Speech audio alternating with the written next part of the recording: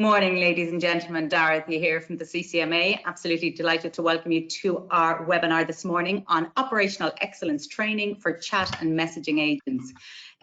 Delighted to be joined by the team from IT Solutions. You'll see on screen there John, Keith and Anne-Marie, and shortly John will do all of the official introductions.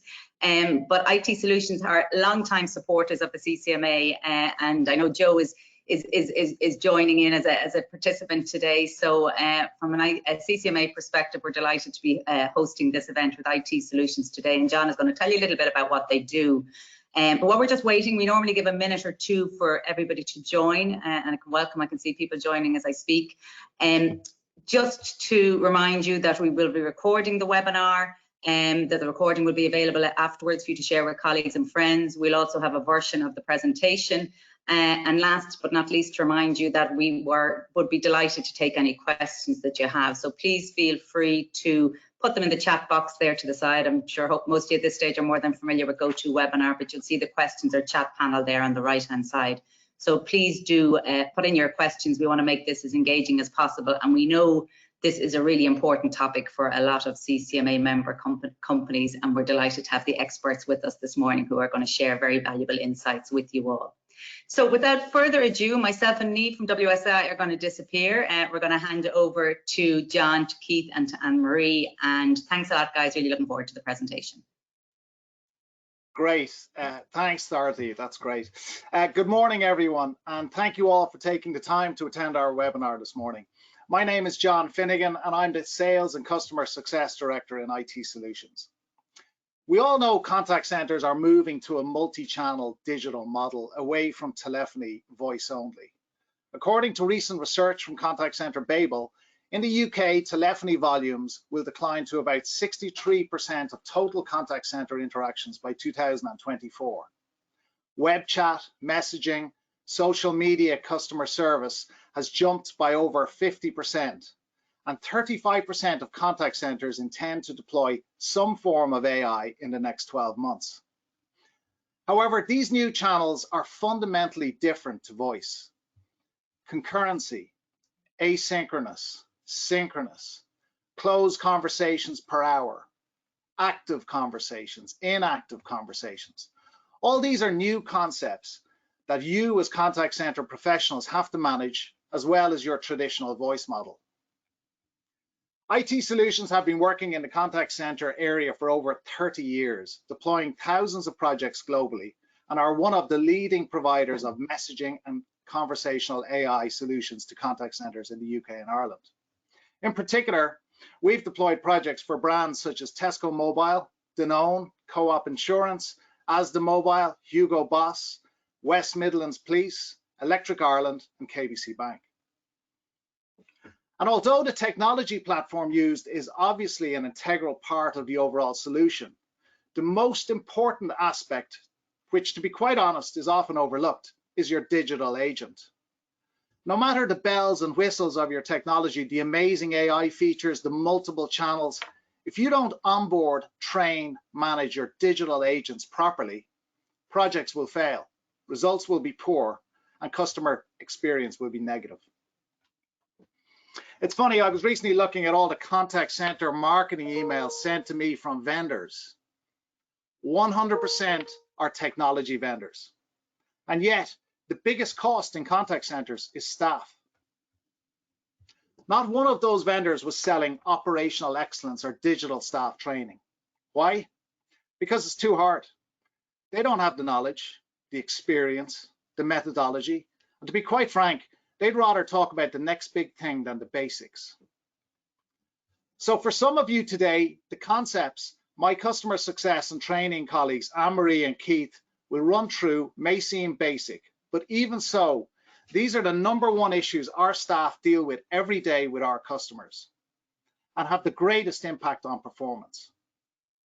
We'll now take you through a whistle-stop tour of operational excellence best practices, which we believe you'll find insightful. Since one of the many challenges we deal with today is inconsistent broadband, we've decided to pre-record this next section and return live for questions and answers. This will happen in a pop-out window, so you might want to make it full screen for the best experience. We look forward to talking to you then. Thank you.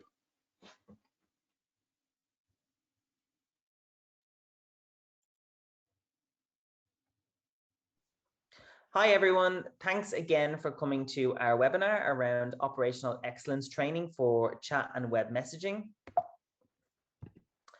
Just to give you a quick overview of the running order, we're going to be looking at delivering operational excellence with messaging and chat, work from home best practices, recruiting and onboarding digital agents, and then at the end, we're going to have some time for questions and comments. First up, we're going to look at the differences between web messaging and chat, and then we'll have a look at the anatomy of a messaging conversation. Okay, thanks, Keith.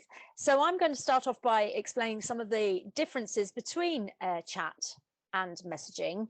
And this is particularly for those in the audience that may be considering a move from voice to chat or messaging, or even from chat to messaging. So chat and messaging look very similar, but there are some key differences, and we can see those listed out in that chart there. Now, I'm just going to talk around these a little bit because they're all interrelated, so may not exactly follow the order they appear in the chart.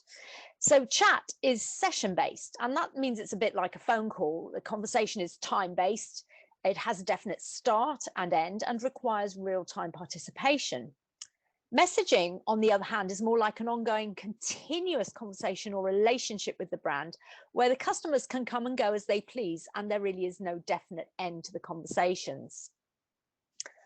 In session-based chats, you need to make sure that the customer knows you're still engaged, and vice versa. So this can result in a lot of unnecessary fillers being used in the conversation. And all of these make additional work for the agents, distracting them from the research or investigation into the customer's queries. Because an agent can't deal typically with more than 3 customers in this way, chat agents are limited by concurrency. So this is where messaging has an advantage, because in messaging, that pressure of an immediate response is reduced, less time is wasted with the pink fluffiness and fillers, and customers are actually more satisfied with direct and complete answers given, leading to higher CSAT, even with the higher concurrencies that you see noted there on the chart. In chat then, there may be a history of previous conversations if customers come from the same device and browser. But in messaging, the channel's authentications allows for persistence of the history, and this gives a better experience to the customer and the agent. Bearing all of this in mind, the top advice for achieving customer service excellence in chat or messaging would be to have dedicated agents, not blended. So while it's okay to have an agent on messaging one day and chat on another, really, you want to dedicate your agents to either one channel or the other. Even within messaging itself, there may be nuances between the different flavors. Dedication to a channel results in improved efficiencies and KPIs, happier customers, and happier agents. Okay, so let's go over to Keith now, and he's going to talk us through the anatomy of a conversation. Thanks, Anne-Marie. So we think that it's very important that you would have a methodology or a structure to your conversations. And this can be used for messaging or chat. What it does is it ensures a consistency in those conversations across the business. So first up, when we look at the anatomy of the conversation, we're going to look at acknowledge. So set the tone and expectation. So firstly, open the conversation and ask the customer how you can help them, but also make sure that you have checked if they have been transferred by another human or a bot and reviewed that conversation. Let the customer know that. Or if they filled in a pre-chat conversation, that you want to acknowledge that as well when you're opening the conversation and setting the tone and expectation.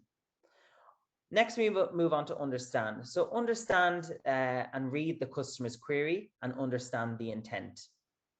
Once you've done that, you want to move on to clarify. So confirm with the customer your understanding, and if it's wrong or if you need to understand it better, you move back down to step 2. Once you have clarified the reason for the customer's query, you want to then move on to achieving the resolution. So you want to provide the customer with a detailed answer or solution. With this, we don't want to overwhelm the customer with lots and lots of information. So it's important to get that right. Certainly in messaging, they only have limited space, so you don't want to be sending, essays to somebody. So provide the detailed answer and solution. And then confirm. So ask the customer, is there anything else I can help you with? Have I answered all your questions today? Questions like that.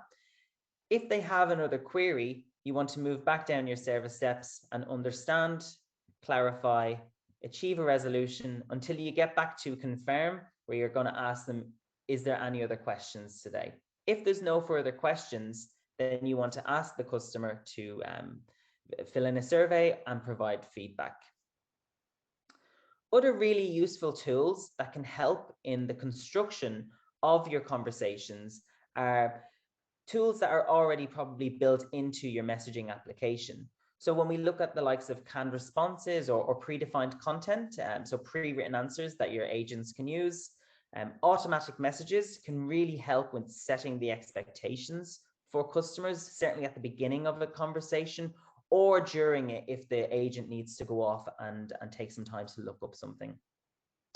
Other things you can use would be file sharing and co-browse, so screen sharing to enhance the conversations. So these are all just tools to help construct really excellent customer service conversations. What we would say is not everything is teachable. So we would want to talk about empathy. And that really kind of comes in at the start of the conversation when we look at acknowledge. A story or a kind of an incident comes to mind when we were reviewing conversations recently for a client where a customer had come to advise that they had lost their job due to the pandemic. And they needed to reduce what they were paying for a bill each month. The agent dealt with the question very professionally, provided the answer that the customer needed, but there was a real lack of empathy. The fact that the customer had lost their job was very much an afterthought and kind of at the end of the conversation, whereas it should have really been at the start. The customer or the agent should have said, I'm so sorry to hear this, let's get you the help you need and let's sort this out, and really kind of elevated the customer service using empathy. So it always starts with kind of the acknowledgement, reading those pre-chat conversations. It's important that the agents are not afraid to care, and they'll often shy away from things that customers will say that might be personal, but they will again help elevate the conversation if they do actually use those. And also put yourself in the customer's shoes. So with all of that, we kind of want to look at the messaging and chat best practices. So Anne-Marie, you'll take us through those. Absolutely. First one there, I've already mentioned, dedicated agents, not blended. So we do understand that smaller businesses may need to have blended agents, but again, not at any given time. It is impossible to manage synchronous and asynchronous conversations at the same time because they require different mindsets. Set and meet customer expectations for each channel. So it's important to give the right expectations from the get-go. For example, don't label your messaging button as live chat. And then those automatic responses that Keith just mentioned, use them to let the customer know when they might expect a response. So for chat, that's going to be more immediate than a messaging conversation, which might have a 5-10 minute or even longer SLA on it.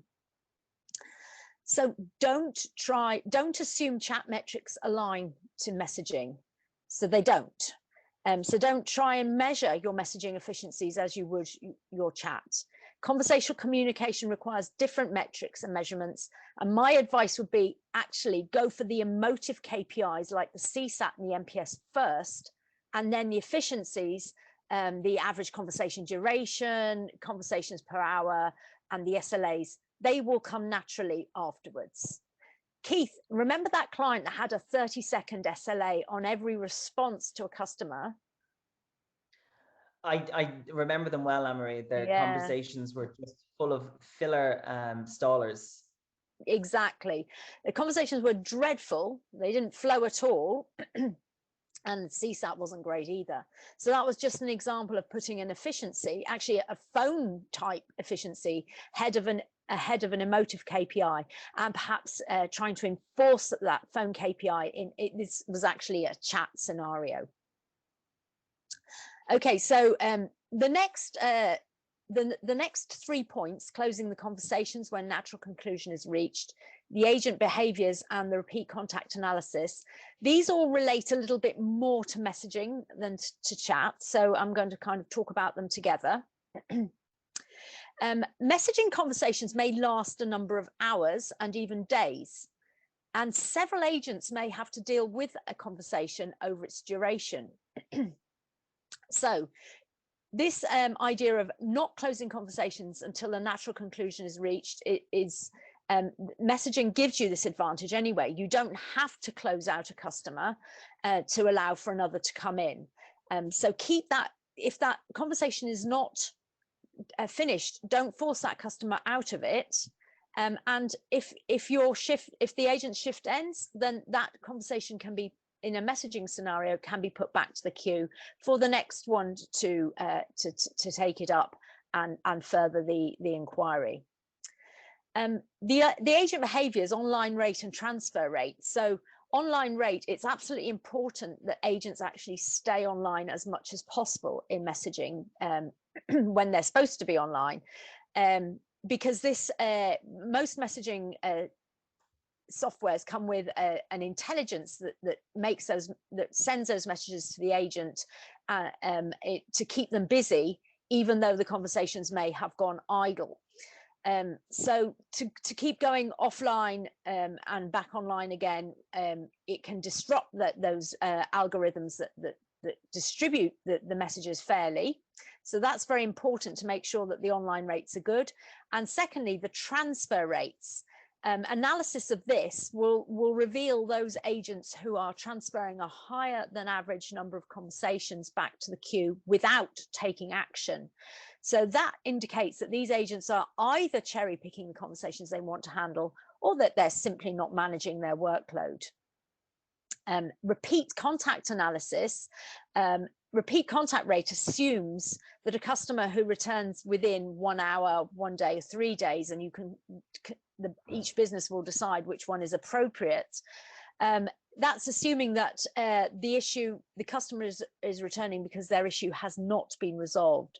So repeat contact rate analysis reveals those agents who are closing conversations perhaps too aggressively, without considering that maybe this isn't actually over yet, or maybe the customer has something else to add to this. So those behaviors, the closing conversations, the staying online, the transfer analysis, the repeat contact analysis, any behaviors that you discover during those analyses, you can quickly coach and correct them and make improvements for a healthy messaging operation. Finally, and perhaps most importantly, there has to be commitment to the digital channels right from the top. Phone is no longer king, but many contact centers still feel that this is where their customers want to be. And when push comes to shove, they will take chat and messaging agents from their roles and staff up the phones.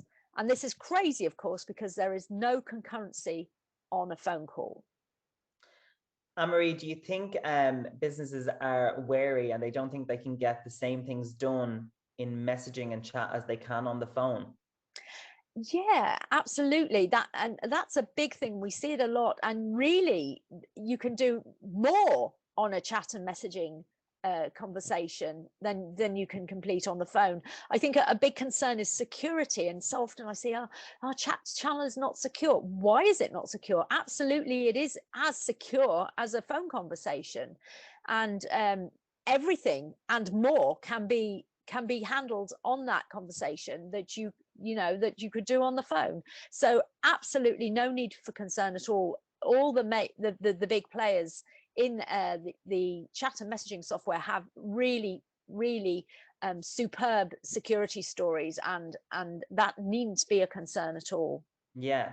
So speaking of chat best practices, you might talk to us a little bit about messaging neighborhoods. Yeah, messaging neighborhoods can really help with ensuring that those best practices are met. So what is a chat or messaging neighborhood? So it's a cluster of agents in a mixed team of experienced and newer agents with an assigned team leader. And these neighborhoods take advantage of the fact that in digital engagement, you don't have to put the customer on hold while you ask for assistance. You can just ask the person right sitting next door to you.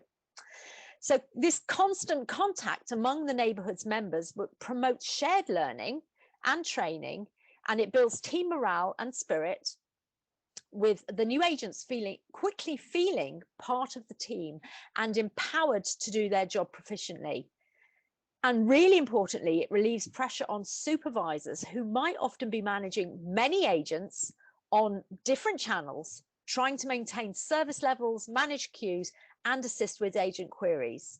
So this neighborhoods really shifts from the after the fact coaching, that sort of when you go to those appraisals on, oh, you did this wrong, you did that wrong, to real-time development. So it's an ongoing constant learning for those newer agents and for the experienced agents as well, and perhaps a path for them where they can see a team leader or a supervisory role on the horizon.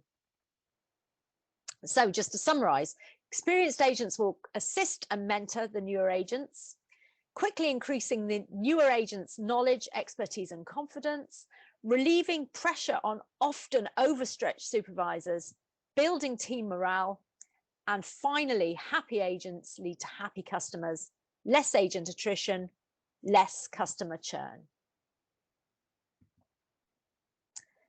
Okay, so previously I would have said, oh, it's so important to sit your chat and messaging agents close to each other.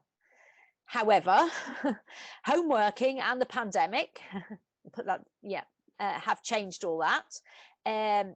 But the neighborhoods can still work well, even in a working from home environment, with members of the neighborhoods connected by Teams, Hangouts, or other messaging group chats.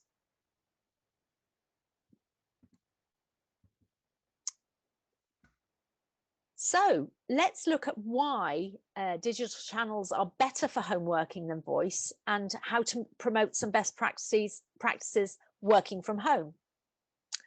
To start off with, the setup. It's easier to set up a cloud-based chat or messaging solution than a voice connection from someone's home.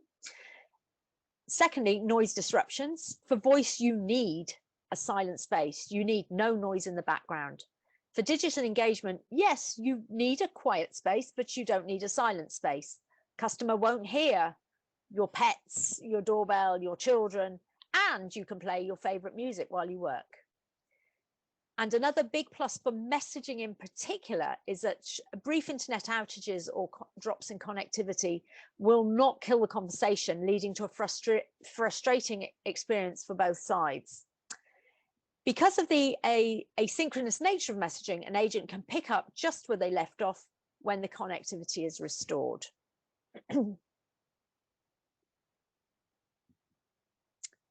So, some best practices for working from home. Don't let your agents be home alone. The same support and neighborhood networks apply.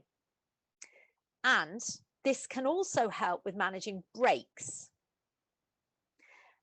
So the neighbors, the members of the neighborhood will communicate with each other, making sure that if anyone does need a break, that the channel is still adequately staffed. So in the office, you have big comfy chairs, big desks, 2 screens, adequate lighting, and so on, and space to move around. But at home, employees may be in fairly uncomfortable setups, and it's important that they get eye rest, leg stretches, and so on. So the neighbourhood can ensure that all members are comfortable during their working day. As a brand, you need to keep employees everywhere proficient and up to date on your latest products and processes. So in communication will ensure that your organization stays agile and reacts quickly to change. Supervisors and managers need to keep employees on track with visibility on both sides to performance KPIs. You may consider lightening the KPIs. Without the office setup, things may take a little bit longer, so it might not be fair to impose those same KPIs that you have in the office on a home working situation. But wherever you see necessary, feedback and guidance are absolutely very, very important. And finally, don't lose a connection with your remote employees. Promote team spirit and collaboration, however your business and your employees see fit to do so. Show recognition for the right behaviours, ensuring everyone always feels connected and striving to do their best. So over to you, Keith, now. So I've spoken a lot about best practices and so on and so forth, but all that absolutely requires the right people to be in those roles. Absolutely. So, Keith. Yeah. Thanks, Anne-Marie. So yeah, it all starts with kind of the right people. You know, having the right people work for your chat and messaging program really make or break it. And you know, they're what you're known for.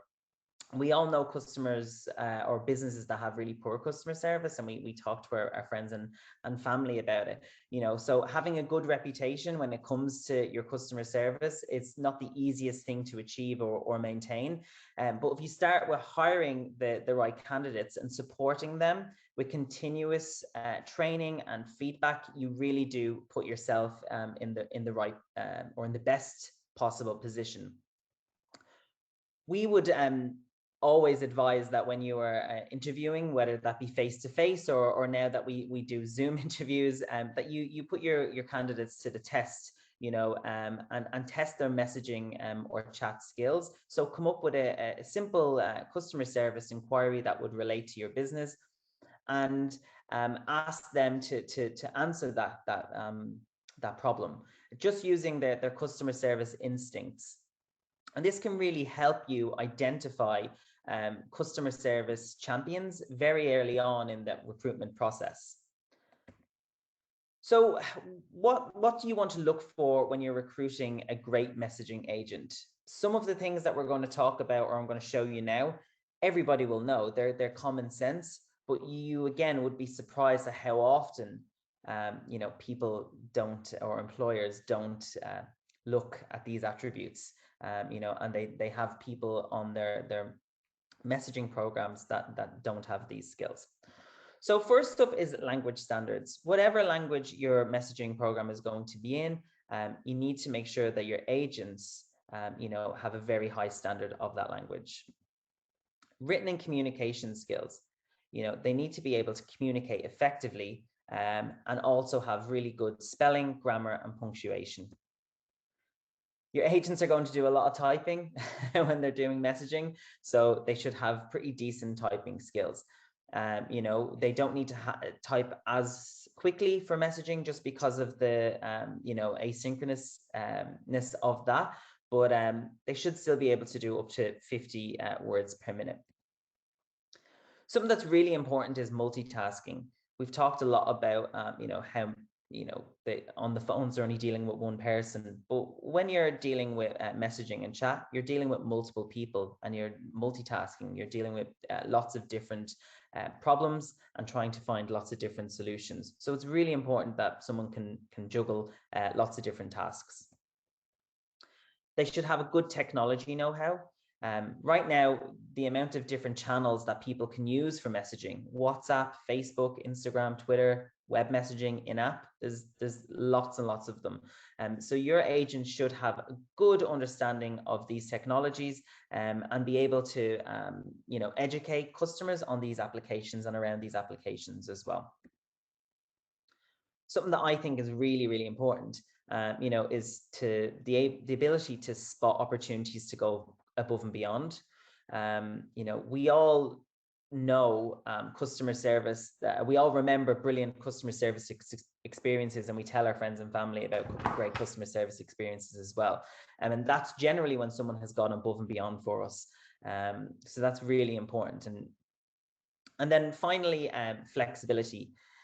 Messaging and chat, they're an ever-evolving kind of technology. New things come in and change all the time. So it's important that your agents would be also flexible and willing to grow with those technologies.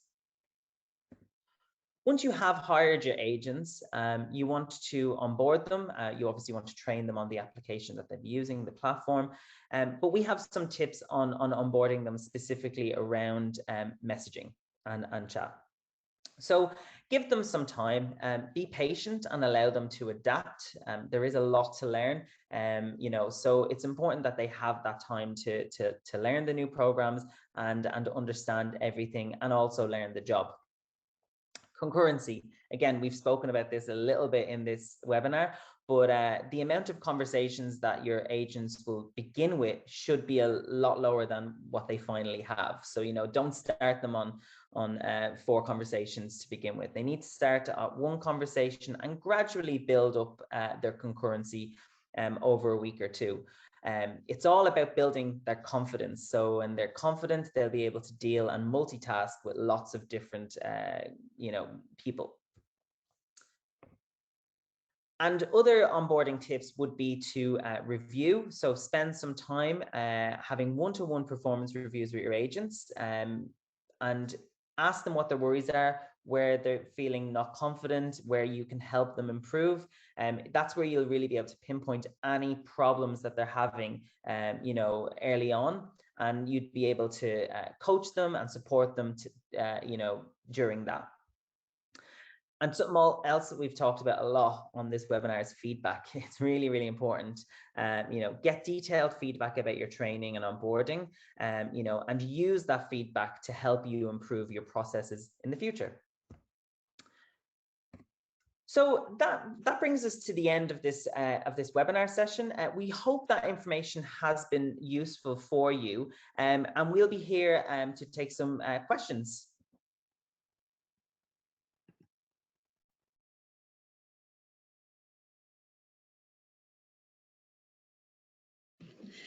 Great, thanks a million, Keith and Anne-Marie.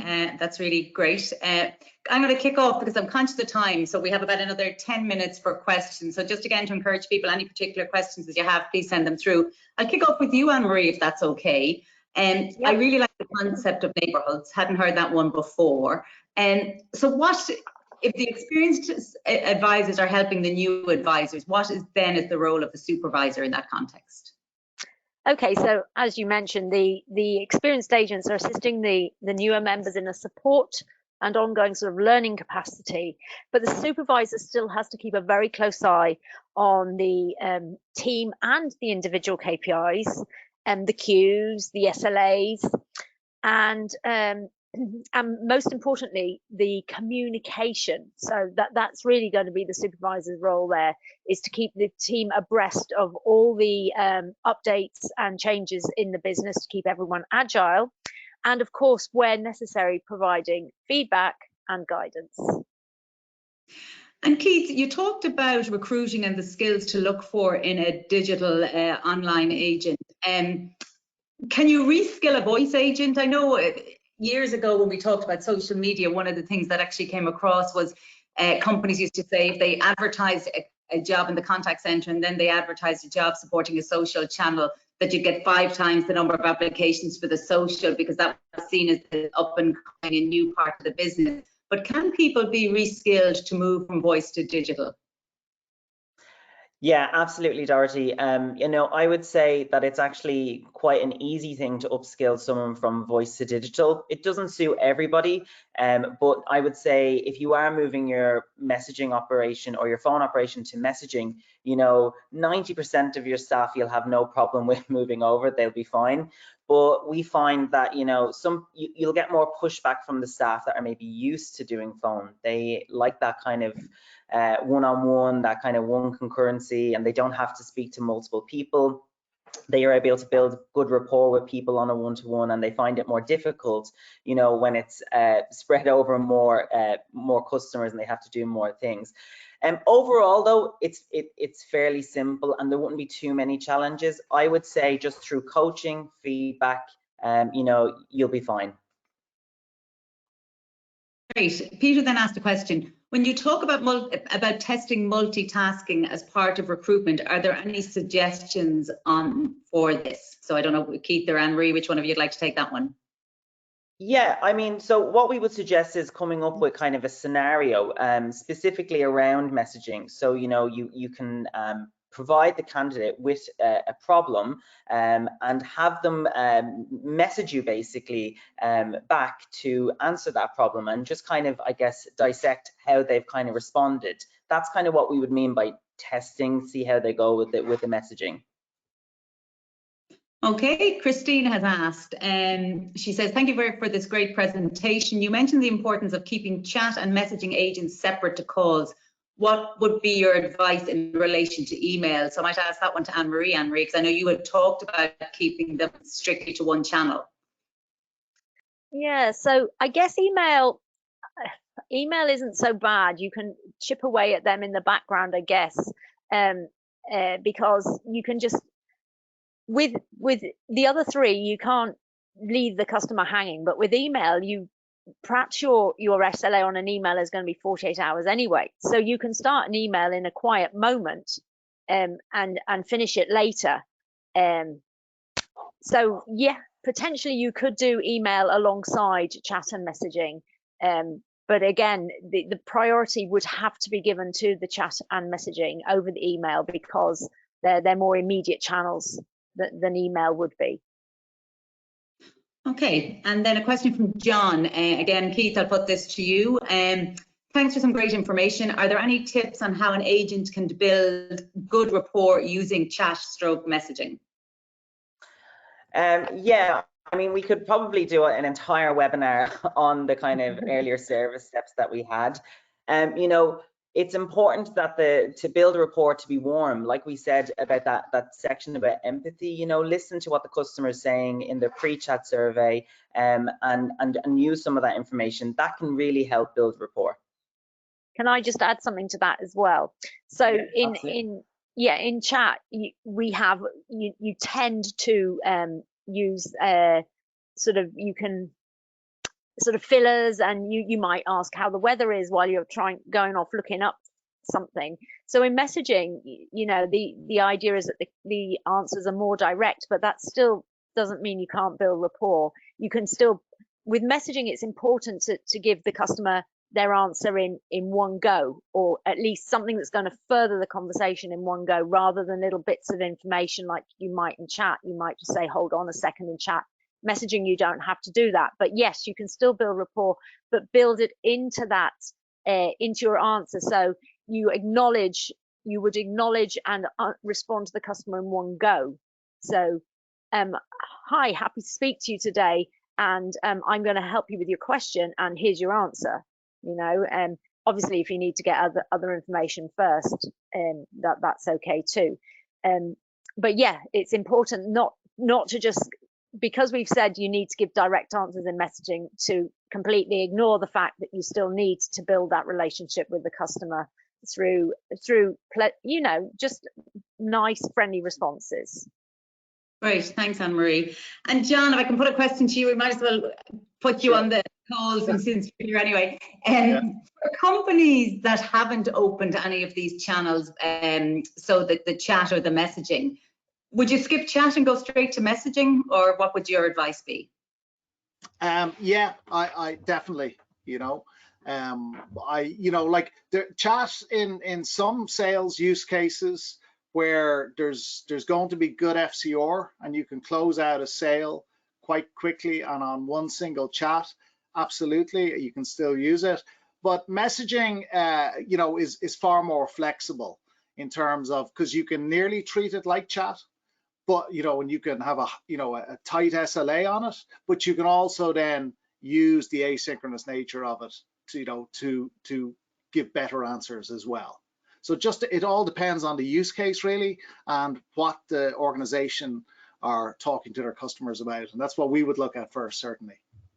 Okay, and I suppose, John, you've seen a big uptake. I mean, certainly I've heard from many member companies that when COVID hit and people had to be obviously sent to work remotely, you know, redirecting voice was a big channel or a big challenge. So therefore, some of these channels were brought on board very quickly because they had to be brought on board so that customers could be supported. And now that hopefully the end is in sight and hopefully companies will shortly be reopening, I still think these are going to be a channel that will always be part of the solution in terms of providing customer support. Yeah, absolutely. You know, like we all use these messaging channels in our everyday lives. You know, some of us didn't really use them prior to COVID for talking to brands, but now a lot of brands are seeing that opportunity. You know, and that's how people, you know, want to communicate. That's how they communicate every day with friends and family, and we all know that. So I think the big part, and a very interesting part for us, is we're seeing that, you know, the rise of automation and how that works with agents and agents working with automation. So this whole idea of the tango, where bots are concierging conversations and passing through to agents, or agents are passing back to bots. So that's a really interesting area, and we see a great role for contact center agents in the future in terms of training bots, supervising bots, building bots. And some of our best bot builders have come from contact centers and have been agents themselves, you know, and that's no real surprise. So that's a really interesting thing that's happening.